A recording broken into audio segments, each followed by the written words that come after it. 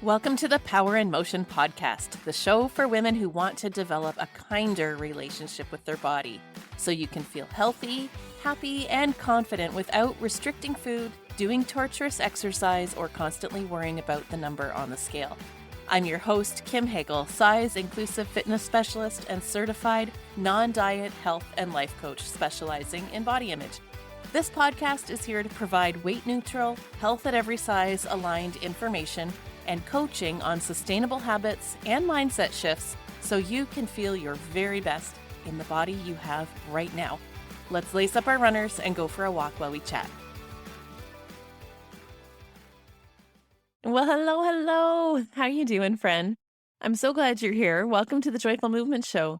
And whether you've been hanging out with me for a while or whether you've just found this podcast, I'm so thrilled that you've landed here. I'm Kim, personal trainer, and I started this show because I know what a sticking point movement or exercise can be for people, women especially. It's this thing like we know we should do, but we just struggle so much to feel motivated to do it. And it just makes me sad. I mean, not just because women are missing out on all the amazing health benefits that come from having a regular movement practice, like improved mental well-being, better energy, better sleep, improved strength and mobility, and on, but because it doesn't have to be that way. Movement can and should be joyful, and when we enjoy it, we're a lot more likely to feel motivated to do it. And then we can experience all those other great benefits with ease. So that's what this whole show is about. I want to help women break free from the motivation struggle and find movement that's fun and feels good for them so they can stop relying on willpower and have that consistent movement practice they desire. Now, if you've been hanging out with me for a while, you'll know that I talk a lot about diet culture or fitness culture. The two are really intertwined. Fitness is just so body centric, like everything's all about weight, measurements, body fat percentage. And even though we're aware that there are so many other benefits to movement, we really internalize the message that these appearance related metrics are how we determine if we're on the right track, making progress or improving our health. And here's why that's a problem, because it can go one of two ways. It can either make us become very obsessed with movement, trying really hard to achieve or maintain our body goals, or it can keep us stuck in inactivity because we feel hopeless that we'll never achieve that, quote, healthy body, so why bother? Neither one of these extremes is healthy. We talked a couple weeks ago here about the all or nothing mindset. That's episode 24 if you haven't listened to it yet. And that's really what's at the root of all this. This weight-centric messaging tells us that we have to do it right, we have to do it hard, and we have to constantly be trying to achieve the perfect fit, thin ideal. And if we don't, then we're doing it wrong and we're a failure. And not only that, but how we move needs to be structured and balanced. In other words, it needs to be a real workout in a gym or following a trainer. And though that's such a common belief, let me remind you that gyms are a modern day invention. No one ever worked out in a gym 40 years ago, maybe just bodybuilders, but certainly not the average person, especially women. And that's because we don't need exercise. We just need movement. And there's no right or wrong way to do it, despite what diet culture has led you to believe. Now, I'm not saying there's anything wrong with working out in a gym or with a trainer. I still train people in a gym myself, and I happen to really like lifting weights and moving my body through like a typical workout. What I'm saying is believing that this is the only or correct way to move your body in order to be healthy is complete BS. And the weight-centric diet culture messaging around working out can be intimidating and off-putting to those who've had a long history with dieting or who've had negative experiences in gyms. It's keeping people who don't enjoy that type of activity stuck. And it's such a shame. I meet women all the time who say to me, I just can't grasp this idea of joyful movement. I can't think of any exercise I'd enjoy. And you're about to meet a client of mine today who's had this exact struggle. Kathy never identified as an athletic type, She always thought she was more of a book person, but as you'll hear, she was living under the assumption that exercise or movement had to look like structured sports or working out in a gym. Have a listen to my interview with Kathy to hear how this was keeping her stuck and how, through thought work, she was able to get to the root of her struggles with movement. And spoiler alert, it wasn't actually about the movement itself. Here's Kathy. Well, Kathy, thank you so much for joining me here on the Joyful Movement Show today. I'm so excited to welcome you and have you share your story of transformation with my audience. So, welcome and thank you for being here. Yeah, thanks for having me, Kim. Pleasure. Well, why don't you get us started by just telling us a little bit about yourself and how you became interested in this whole non diet approach to movement and food? Yeah, so I'm Kathy and I live here in Southern California and I've just I go back and forth between getting on an exercise kick, but then I wouldn't stick with it if something happens or something just knocks me off my routine. And I just started listening to some podcasts. I had this really horrible commute, and the only way I could make it bearable was to listen to podcasts. And I started listening to a podcast where they talk a lot about intuitive eating and diet culture and just being able to see that. And it really opened my eyes and got me thinking about it. So I'm like, the logical, analytical person. So I had to get the book, Health at Every Size, and I read that. And then I read Intuitive Eating. And I just totally got behind it and believe it and understood it. So that's how I got started on it. Amazing. So, can you describe for me what your relationship with food and movement looked like, specifically before we met?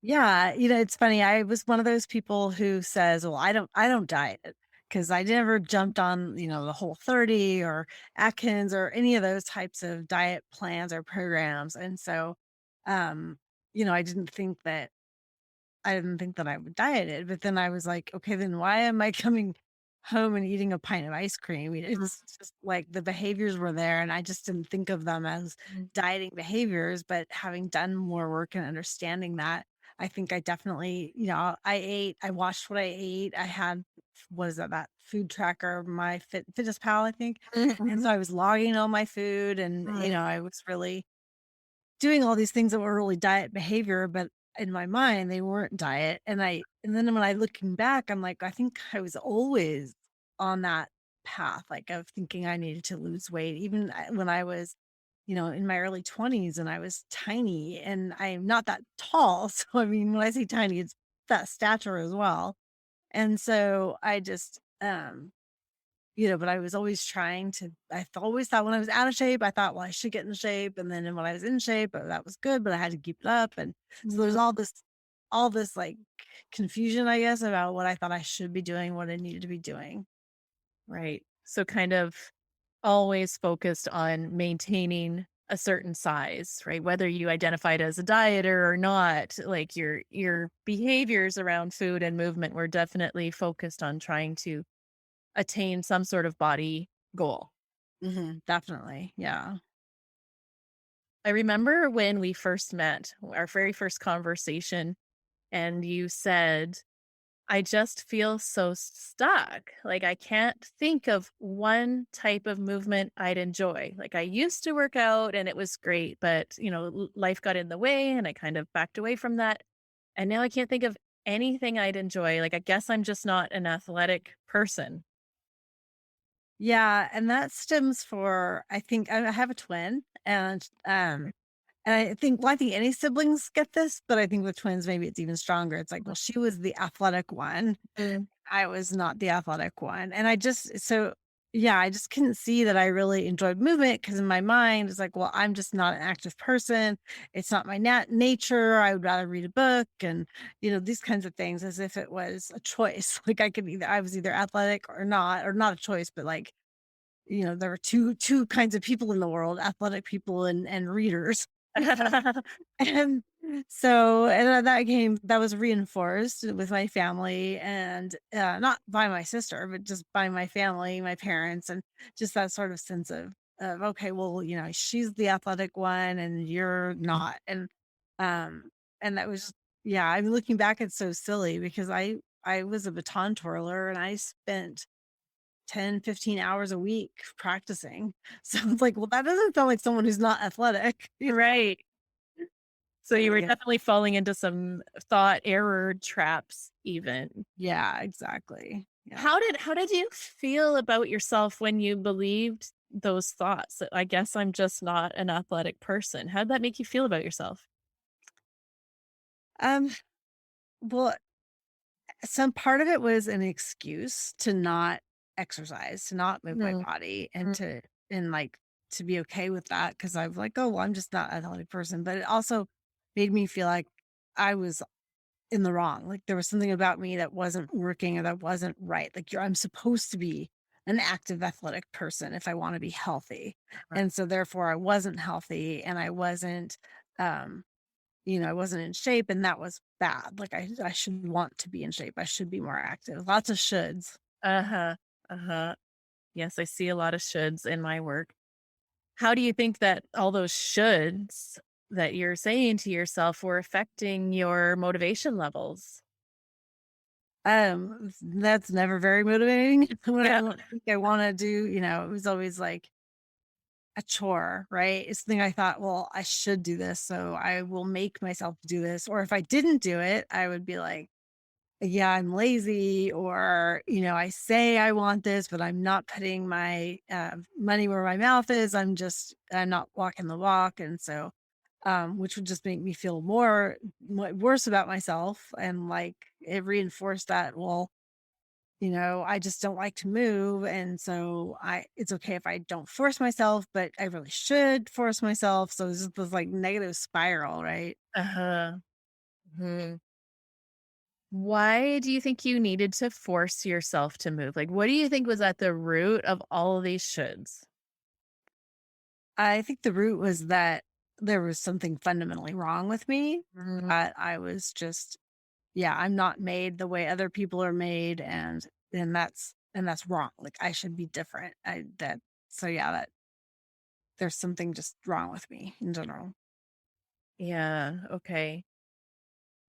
So, what opinions did you hold about exercise that made you think that it was you, not the movement itself? I think that I thought I should be like my sister or like other people that I've seen who are active, and I should want to be playing soccer and going on hikes and going jumping in the waves at the beach, and I should be doing all of these things. And so the fact that I wasn't doing all these things that other people would like to do, then yes, that made something wrong with me versus other people. So does that answer your question? Yeah. So, kind of falling into the trap that there's a certain way that movement needs to look in order to get it right. Hmm.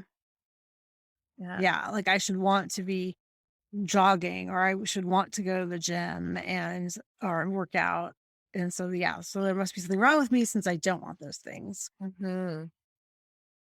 How did that affect your body image, thinking there's something so wrong with you? It made it really hard to like my body if I wasn't what I thought it should be, like fit and trim and thin. And I think too, I'd always pictured myself as I am petite by definition. I'm 5 feet tall. So but I think that just had really become my whole identity. Like I thought, okay, I need to be small and I need to be thin and petite because that's who I am.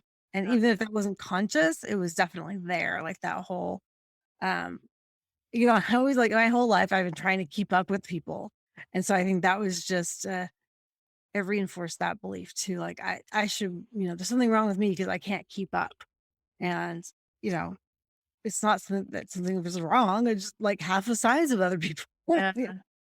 So on one hand, I'm hearing you say like there's a body ideal that you identified with and you felt like movement or exercise was the way to achieve this ideal and yet you didn't like it at all. So therefore you must be entirely broken because one you're not fitting the ideal of the body that you think you're supposed to have, and two, you don't like what you'd have to do to get there. So you are completely broken. Yeah, exactly. Yep. That's a pretty desperate place to be in. Yeah. So you're not there anymore, thank goodness. How did you begin to change your mindset about your body and movement and food and health and yourself? Like we can break those down one by one, but how did your whole mindset begin to change? um, well, I think it started when I was doing intuitive eating on my own. And I was reading the book, and so I started doing the workbook and stuff. And so it was starting to change, but I felt like I was really stuck on the movement piece, because I just had told myself for so long that, I didn't like to move.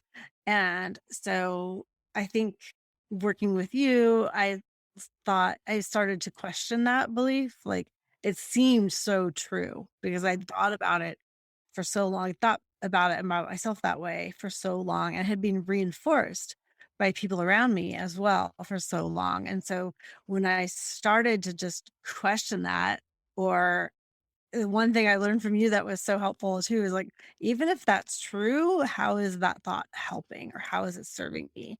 And to me, that was just so powerful because it really was like, okay, fine, that's what you believe, but or what if you just, don't accept it? What if you just act anyway? It's like you don't have to act on that belief just because you think it's true. If it's not helpful, then it's not helpful.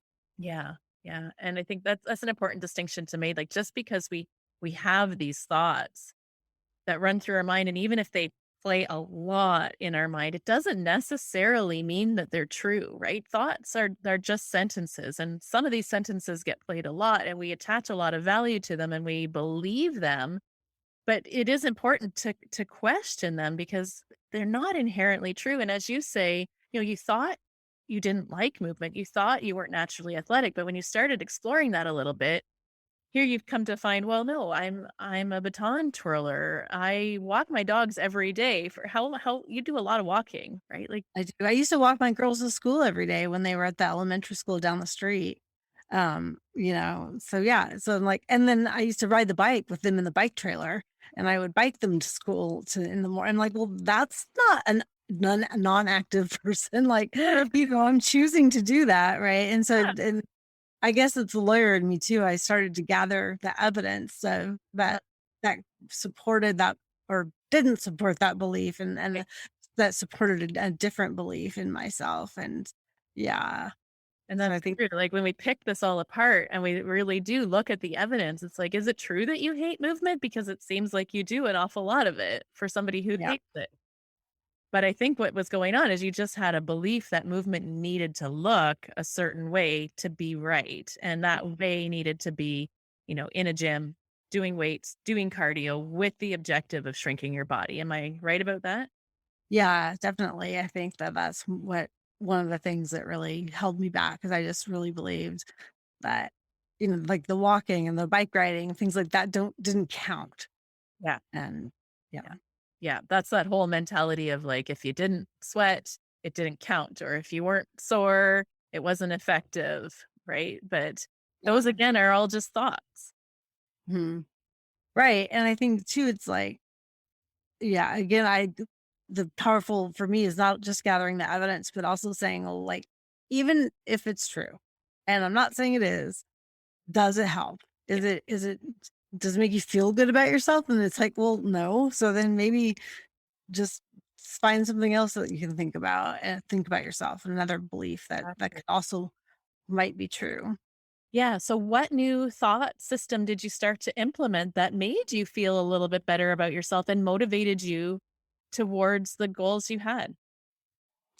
Yeah, I think the self-coaching model and the whole idea that the realization I should say that our thoughts are just our thoughts and that we actually have the power to choose our thoughts Mhm. and interrupt our thoughts. And that was something, I've done meditation and mindfulness before, but I hadn't really internalized it and been able to and put it into practice in a practical way. I first learned about the self-coaching model about a year ago from another woman who does it more for entrepreneurs, and that's her coaching model. But the whole idea at first of like, oh, well, you can just choose a new thought. And I was like, okay, but I can choose that. But what if it's like my body or my mind in my mind, it's not true. Like that's not really gonna be helpful. And there's a lot of people out there that talk about manifesting and putting out the positive thoughts and beliefs. And I'm not knocking that. It doesn't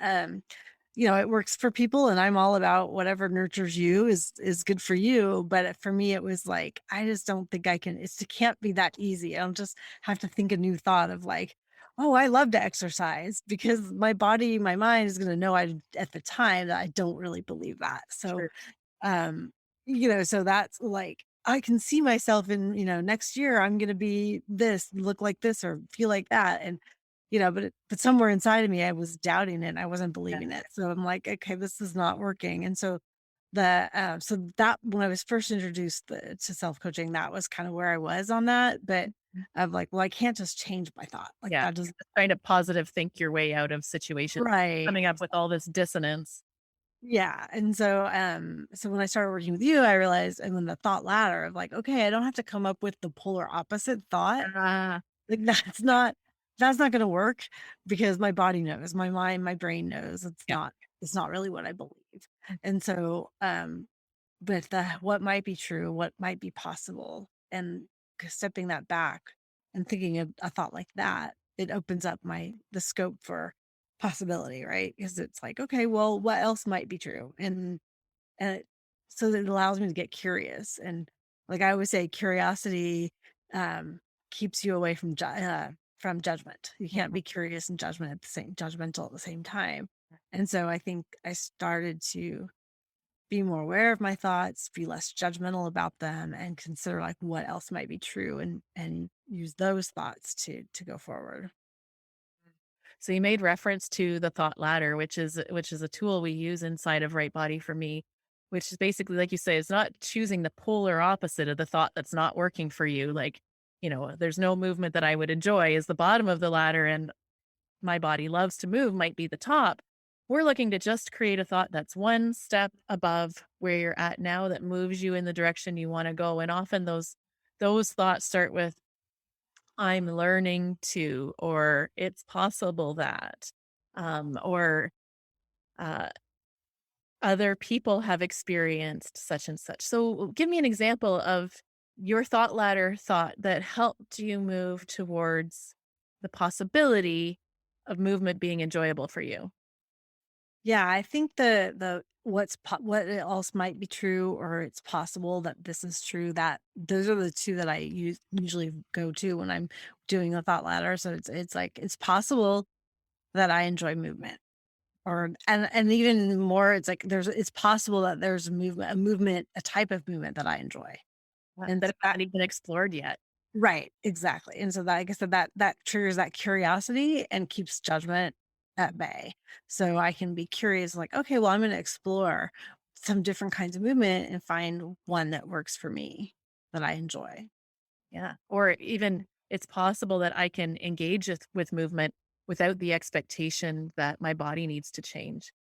Yeah, definitely. So that I can see the other benefits to moving my body that make me feel great. Hmm. Mhm. Yeah, I think like I had really thought about why did I want to move? Was it just to change my body, or were there other reasons that might also could be motivating for movement?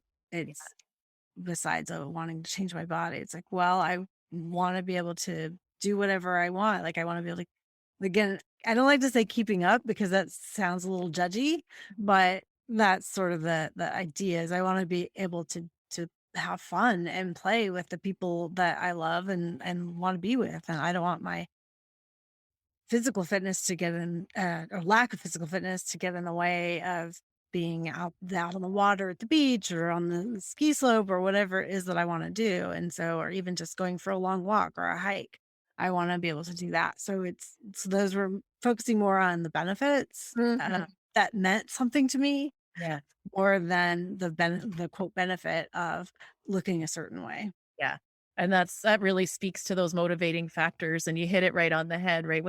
Science is very clear that when we focus on body goals, weight loss, or our appearance, we're always going to come up short and struggle with motivation. But when you can focus on what else you stand to gain by moving, right? Like, how does this improve my life? What can I enjoy out of this? How do I feel empowered? What choices are available to me? That's a lot more motivating. So let me ask you then, now you've got a whole new way of thinking about movement. What's changed for you as a result?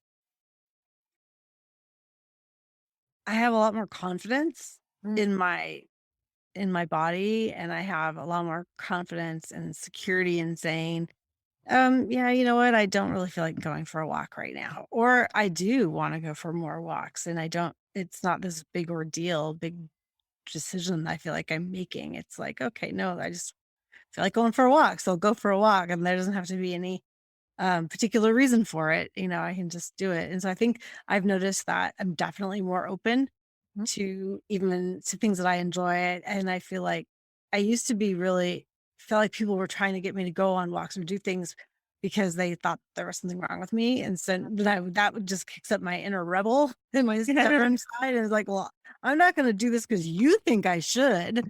I want to do it because I want to do it, and not because I think I should either. So that definitely has changed. It's kind of the cutting off your nose to spite your face thing, right? Like, no, now I'm like, no, yeah, that does sound nice, and I'm just more confident in what I wanna do and how I wanna show up.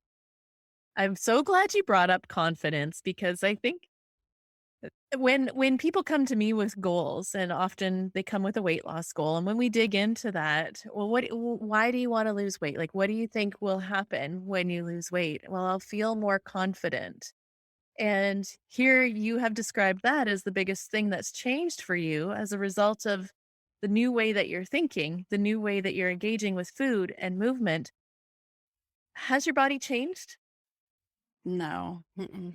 So it just goes to prove that it really has nothing to do with the size of your body. Confidence Yeah. is purely a product of what's going on in your mindset. Yeah, exactly, and I think, like, when we first started working together, um, it seemed like such a stretch to be able to say, "I can be confident in this body right now," like, in this and now I just even in the last few days or a week or so, I've been able to do that. I've been able to and believe it and just Wow. not even have an effort to believe, like not making an effort to change my mind. Like just it's just natural. I just find myself thinking that like I'm taking care of my body and I'm just doing that. Like there's no ulterior motive really. So that's been huge. And I just do feel more confident. I think it's been like I said, just last maybe week or so that I really felt like, yeah, no, this is good. I'm doing okay. My body's fine. I'm doing all these other things. And it's all Yeah. good. Because every day you're taking action that's in line with chasing this feeling, and it's working. That's amazing. I am feeling very inspired hearing you share that. I was gonna ask you what's been your biggest win since starting this work. Would you say that's it, or is there something else that's even more inspiring? No, I mean, just I've definitely upped my skill and my ability to interrupt my thoughts. So that's been really helpful. And that's something I've noticed a lot more. But like I said, it's almost more like just it's become more natural for me to think um, to choose and believe different thoughts. Like it's just now so it's that confidence in my body that I just have without having to make an effort to get it. And so that's been the biggest win. Yeah. That's huge. I love it. Is there anything else that's on your heart to share before we sign off today?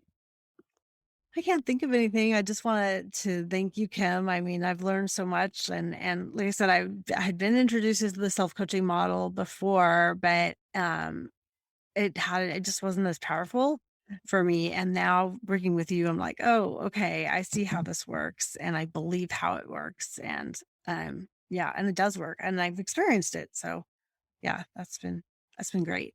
Oh, well, good. I'm very thankful that you shared that. And I mean, it's my truly joy and honor to support that. And I think it just speaks to having that that person holds you accountable. Like there's only so much we can get from the books. Like they take us so far and the podcasts and things like that. But having a person to help you see what you're blocked by, what you can't see in yourself. We all need that. We all need somebody to gently poke holes to what we think is working and help us see below the surface. So Yeah, exactly. Yep. yeah, no, it's truly an honor. And I can say with sincerity that it's been just such a joy watching this transformation in you, going from this person who felt so stuck and like, I can't even think of why I would want to move my body, to now engaging in movement on a regular basis, feeling confident in your body and not feeling any need to change who you are. Like,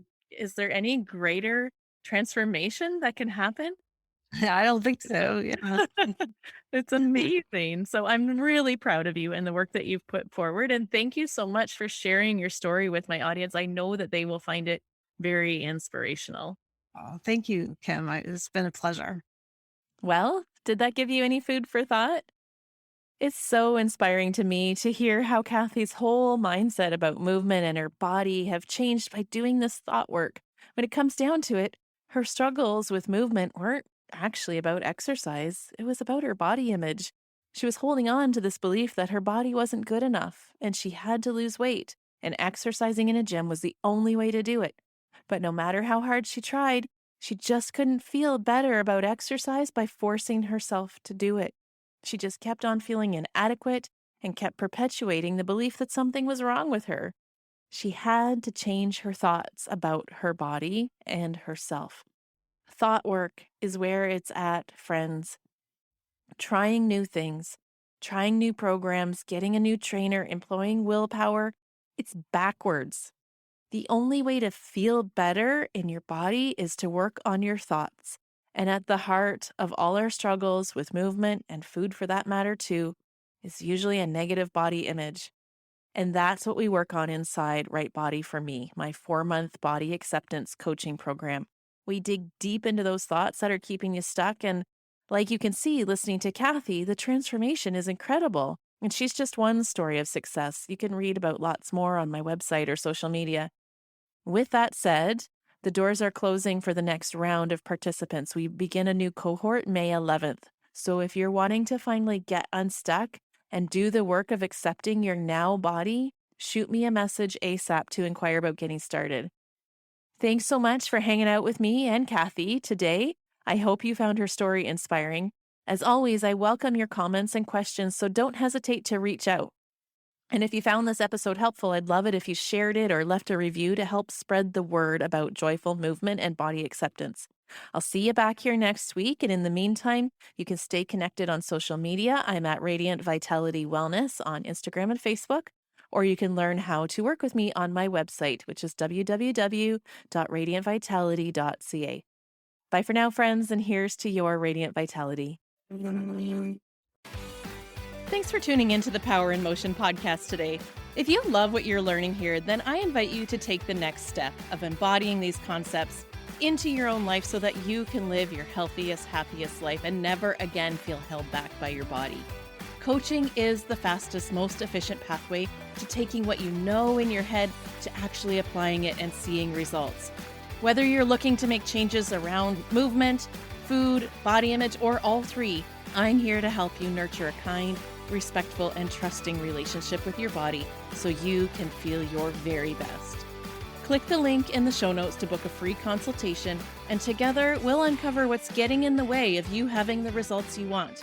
You'll leave this call knowing exactly what you need to work on, and together we'll explore whether one of my coaching offers is a good fit for you. I can't wait to meet you.